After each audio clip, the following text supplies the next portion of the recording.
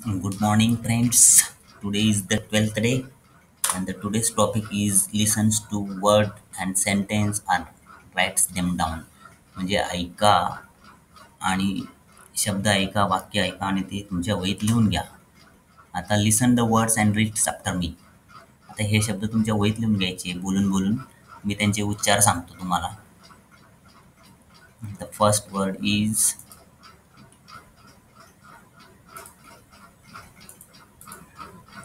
hat, hat, cat, tree, bee, snail, pail, frog, dog.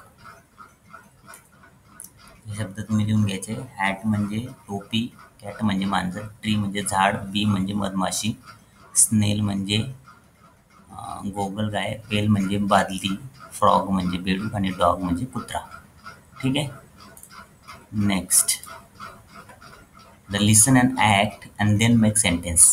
म्हणजे हे तुम्हाला मी जे ॲक्शन वर्ड आहेत त्याच्यात काही ते तुम्ही ऐकायचे आहेत, त्याच्यानुसार कृती करायची आणि मग त्याच्यापासून आपण तुम्हाला सेंटेन्स लिहून घ्यायचे आहेत. आता बघा तुम्हाला हे ॲक्शन वर्ड मदतीसाठी पण दिले आहेत काही. रन म्हणजे धावतो, ब्रश म्हणजे ब्रश करतो, स्किप म्हणजे दोरी उड्या मारतो, इट म्हणजे खातो, रीड म्हणजे वाचतो, किक म्हणजे किक मारतो. ठीक आहे. आणि इथं मला वाटतं दुसरं पण येऊ शकतं, प्ले पण येऊ शकतं, खेळतो. ठीक आहे. मग आता आपण पहिलं वाक्य कसं बनेल, कोणती जोडी लागेल पहिल्या वाक्याची? ईट, बरोबर. किक, नंतर ब्रश, ब्रश करतोय हा दोडी उड्या मारतो. नंतर रीड, शी इज रीडिंग, आणि रन, शी इज रनिंग. आता तुम्हाला याच्यापासून तुम्हाला वाक्य बनवायचे. तर वाक्य कशी बनवणार? ही इट्स कसं म्हणणार तुम्ही? ही इट्स, तो खातो. तर बघा, लेट्स सी. पहिलं वाक्य कसं बनेल? ही इट्स, तो खातो.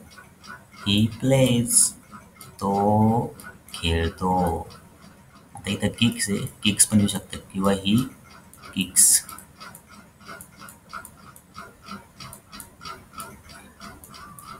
ठीक आहे. त्याच्यानंतर he is brushing his teeth, तो त्याचे दात घासतोय. असं याचं कसं वाक्य बनेल? He is skipping rope, he is skipping rope. She reads a book, याचं काय बनेल?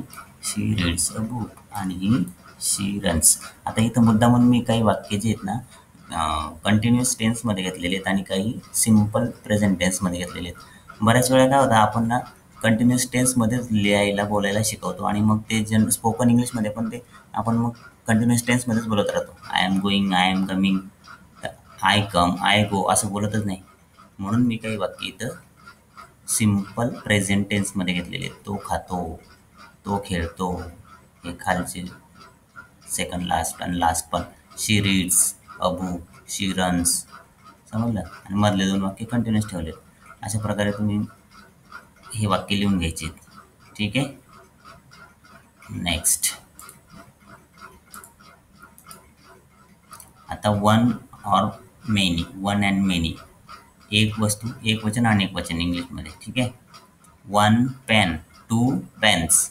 म्हणजे काय करायचं? अनेक वचन करताना पेनला आपण काय लावत असतो?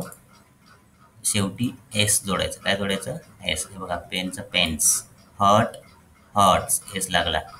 One ball, 5 balls. One egg, 3 eggs. One farmer, 3 farmers.